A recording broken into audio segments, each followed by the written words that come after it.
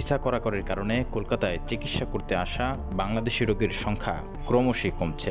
বাংলাদেশের সংখ্যালঘুদের উপর হামলার ভুয়া দাবি তুলে কলকাতার হিন্দুত্ববাদী সংগঠনগুলো হাসপাতালে বাংলাদেশিদের চিকিৎসা না দেওয়ার দাবি জানিয়েছিল, কিন্তু এখন বাংলাদেশি রোগী কমে যাচ্ছে। ফলে কলকাতার বেসরকারি হাসপাতালগুলোর ব্যবসায় ধস নেমে এসেছে। শুধু তাই নয়, এর ফলে আশেপাশের হোটেল ব্যবসাতেও দেখা দিয়েছে মন্দা। হাসপাতালের ব্যবসা মার খাওয়ায় Desun, Ruby, Narayana, Fortis, Medica ও পিয়ারলেসের মতো বড় বড় বেসরকারি প্রতিষ্ঠানে শুরু হয়েছে কর্মী ছাঁটাই করা। বহু ডাক্তারের সাথে তাদের চুক্তি থাকে, যারা সরকারি হাসপাতালে কাজের ফাঁকে এসব বেসরকারি হাসপাতালে এসে পরিষেবা প্রদান করেন।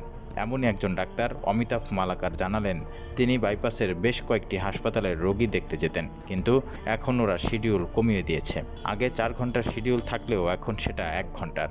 ডিসানের মতো হাসপাতাল তো বহু ডাক্তারকে বলে দিয়েছে, বর্তমান পরিস্থিতিতে আর তাদের আসতে হবে না, রোগী বাড়লে তাদের ডেকে পাঠানো হবে। এদিকে একই অবস্থা নার্স, আয়া, সিকিউরিটি গার্ডদেরও। বহু নার্সকে বেতন ছাড়াই ছুটি নিতে বাধ্য করা হয়েছে।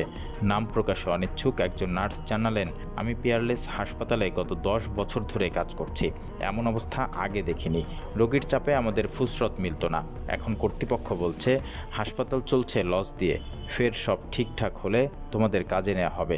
রোগী কমে যাওয়ায় সিকিউরিটি গার্ডও কমিয়ে দেওয়া হয়েছে বলে জানা গেছে।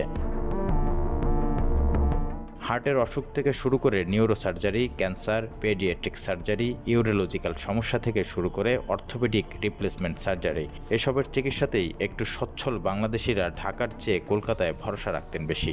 কিন্তু বর্তমান পরিস্থিতিতে তাদের অধিকাংশই আটকে পড়েছে দেশে। কেউ কেউ মালয়েশিয়া, সিঙ্গাপুর, থাইল্যান্ডও যাচ্ছেন। ফলে কলকাতার প্রতিটি বেসরকারি হাসপাতালের গড়ে সাপ্তাহিক 12 থেকে 21 লাখ টাকার ব্যবসা কমে যাচ্ছে বলে জানা গেছে।